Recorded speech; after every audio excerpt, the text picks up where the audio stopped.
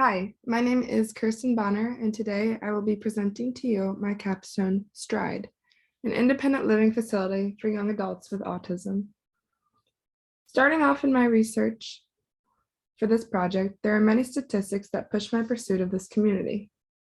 That was that almost 5.5 million adults worldwide between the ages of 18 to 84 are living on the spectrum of autism.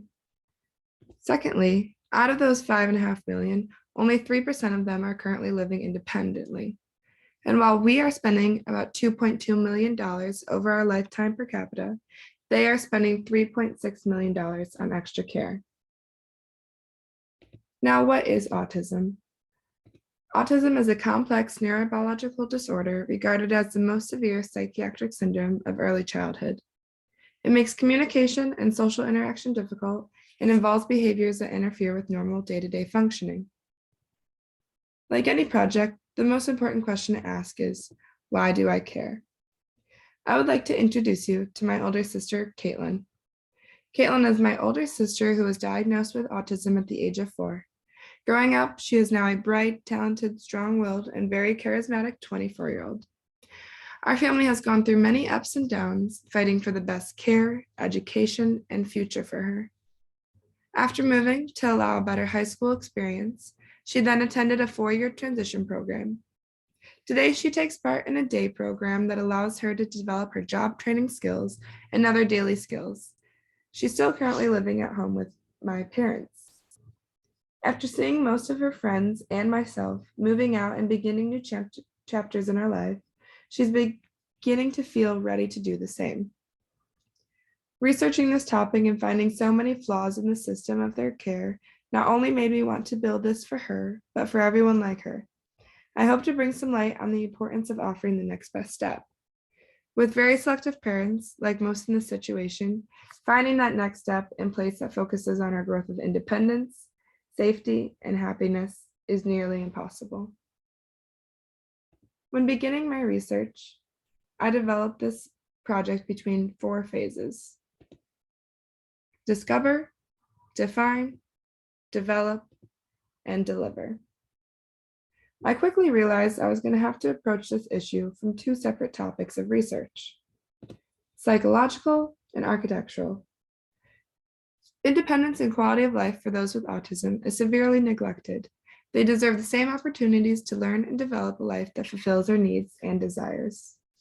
Architecturally, as a society, we have a moral obligation to develop and create spaces that focus on allowing those with autism to not feel dismissed or forced to adapt to our rigid surroundings. When looking at those who have autism, we must know their struggles and successes to understand how to help. Like many of us venturing into adulthood, we have become accustomed to the skills and knowledge we have learned through our lives.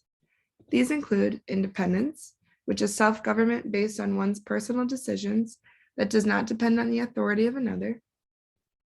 Secondly is functional skills, which enable an individual to communicate and interact with others, and also perform tasks which have practical utility and meaning at home, in the community, or on the job, or at school. And thirdly is adaptive behavior. This is age-appropriate behaviors that people with and without learning disabilities need. Helps them function independently throughout their day-to-day life. Now, those with autism struggle with daily tasks that we don't even have to think about. Now looking at quality of life. Quality of life is an individual's perception of their position in life, based on the context and the culture of the value systems in which they live, and also in relation to their goals, expectations, standards, and concerns. Quality of life is built around a few factors.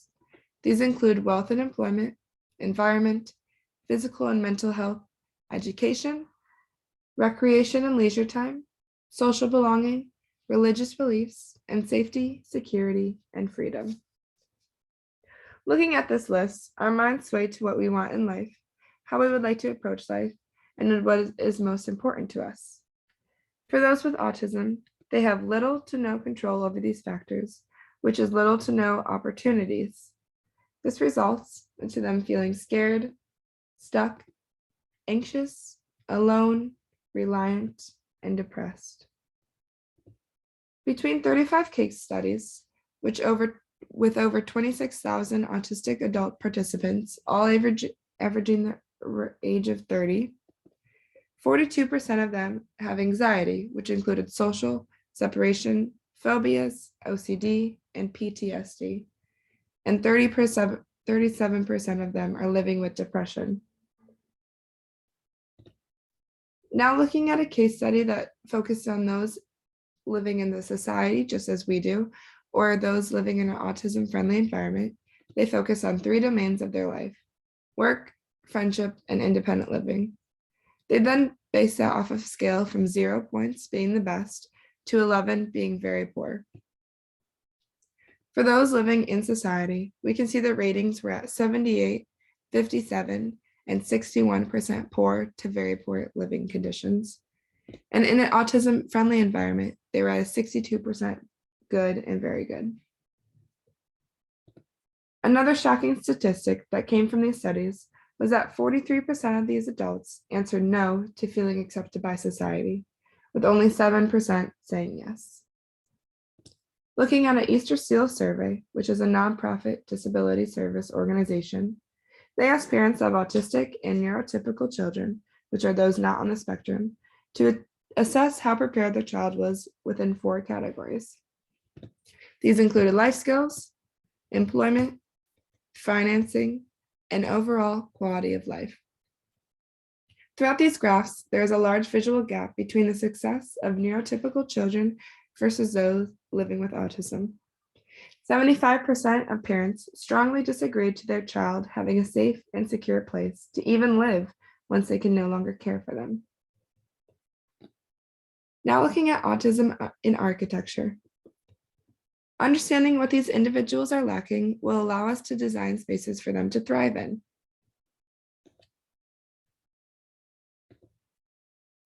Some current issues in housing right now include family homes, which provide few social opportunities, aging parents and guardians, no change in the house or the people within the house, so equals no growth or change in the individual, and the family may care and love them, but that does not mean they're specially trained.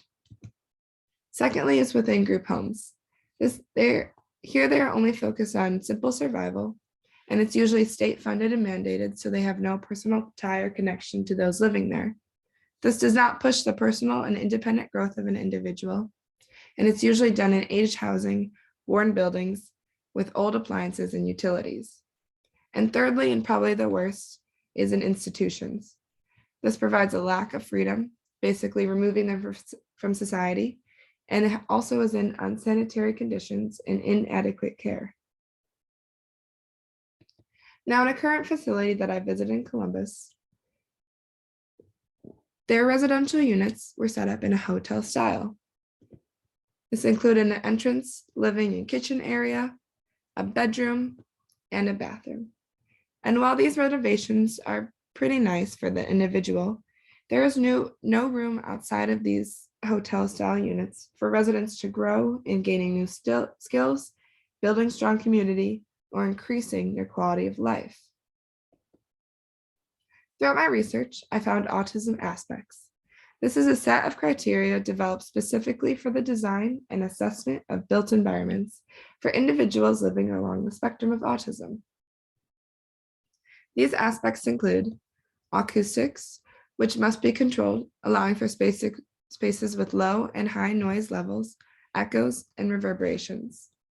Secondly is spatial sequencing, which capitalizes on the routine of an individual, creating organized areas, and allowing spaces to flow based off activity. Thirdly is an escape place. This is a release from overstimulation, usually in a quiet, neutral sensory environment. Then, to categorize. This is the division of a building, allowing for users to understand and define each room for a certain use. Then we move on to transition zones, which is a space of social interaction with peers, allowing them to recalibrate for their next step or activity throughout the day. Then sensory zones, which are areas dedicated to high and low stimulus, which allows the individual to focus on how alert they should be, what activity is happening, and then what skills they need for that activity. And finally, safety. These individuals have an altered sense of their environments, and they must feel safe, and we must be able to keep them safe. Now, what I want to focus on in my design for these with a disability is spatial layout, sequencing, non-obstructive design, sensory stimulation, transition space, compartmentalization, promoting routine, and increasing response time and attention. I also want to focus on working around the 6 feelings framework of design. The 6 feelings framework must keep the needs, feelings, and desires of these individuals at the forefront of the design stage. These include feeling free, connected, clear, safe, private, and calm. This brings me to my define phase. For my project brief, I focus on developing and designing an innovative and unique residency for young adults living on the spectrum of autism. Here they will acquire the necessary knowledge and skills that can help them fulfill their desire for independence and create an overall higher quality of life for themselves. I then developed my target user guidelines. I was developing this for individuals living with autism who are pursuing that next step in their life from ages 18 to 40 years old. The main facility will be co-ed with the residential units not, and I'm also focusing on those with minimal physical disabilities. With these guidelines, I developed my user persona. This is Kaylee Williams. She is 22 years old. She was diagnosed with autism at age 4. She has a happy and bubbly attitude and spends most of her time with family and close friends. Academic levels, she is in 2nd grade and enjoys puzzles, playing games, being active outside, working in her daily workbooks, and loves listening to music. Currently, she attends a DIG program for job training, and she needs assistance with a few adaptive skills. Those include cooking, understanding proper hygiene, and double checking how cleaning is done throughout the home. Right now, she cannot drive or manage most of her financing, and she has a lot of anxiety about too much change in routines and worries about what is next. For some of her character traits, she has low to average adaptive skills. She can do a lot of things by herself, but still needs help with majority of things. Physically, she can do everything by herself. Communication skills are low to average. Most things she says, other people can understand, but there are a few things out of reach in her vocabulary. And she has a strong desire for friendship.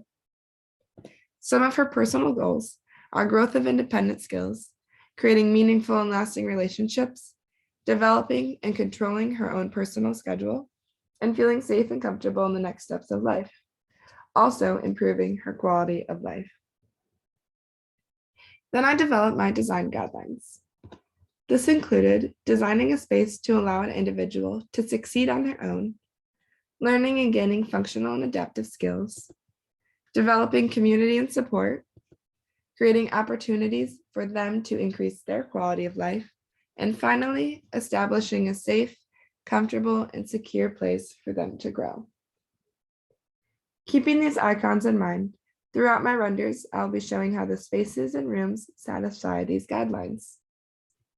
Now to my development phase. For the site map I chose, it's a lot in Pennsylvania on 19.3 acres. This allows for growth of the community later on in the future. For my architectural programs, I developed 10 residential units, each equaling about 1,200 square feet, and the main facility is about 20,000 square feet. I then developed these bubble diagrams to get a space of the flow of the rooms and how the users would be interacting in them. And then developing my final residential unit floor plan. Here, each unit will have 3 bedroom, 3 bathroom, and 3 separate closets, and they'll be having a shared living and kitchen area. Then I developed the main facility.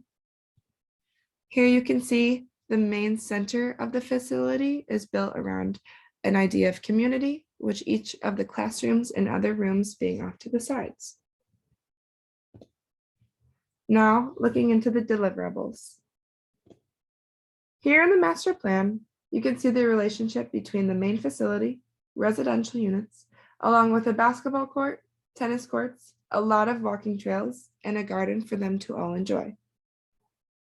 Now looking at the residential units, I developed 5 two-level apartment-style houses, allowing 30 residential rooms to be available. Now, in this mood board, I wanted to create a simple, warm, bright, and homey place. They could take the minimal design and add their own touches throughout the apartment. Here's an idea of what the exterior could look like. Then, looking into the entrance and main shared living room. And here is the kitchen that they will all be using. I provided limited appliances for them to still be able to cook and use the space as their own, but not allowing appliances that they could hurt themselves or others. Here's an idea of the bedroom. Each bedroom will have their own office, desk for them to use. And then here's their own private bathroom. Now looking into the main facility. Throughout this mood board, you are able to see the drastic difference in design. I wanted to create a fun, energetic, inviting space for them to build community. Here are the elevations of the exterior. And now looking into the interior, this is the main entrance. Here at the main desk, the individuals will be able to pick up the monthly and weekly schedule of activity and classes, and also what weekly meals were being prepared. Then on the other side of that wall is the gaming room. Here they can interact with others by playing video games, watching movies together, or simply playing on the foosball and air hockey tables. Here is a second view of that area and how it's connected to the social lounge. And here is the main social lounge. Here they can take tabletop games, read books by themselves, or just simply hang out and interact with others. Now going towards the back is the teaching kitchen. Here, they will develop cooking skills and learn how to use certain appliances. Here, they will be making most of their meals together with the employees as well. Here's a second view of that. And now looking into the fitness center. Here, they can take classes or just work out on their own time. Now looking into the laundry and cleaning room. Here they will be able to develop cleaning and personal hygiene skills. Here is an idea of the first classroom. Each classroom will be able to seat about half of the residents at a time per class. And here is the second. And lastly, I wanted to create 3 private offices. Here they can have one-on-one tutoring, take the space for themselves, or hang out in a small group. Well, I wanted to thank you for your time and interest in what I hope can turn into reality someday. Thank you.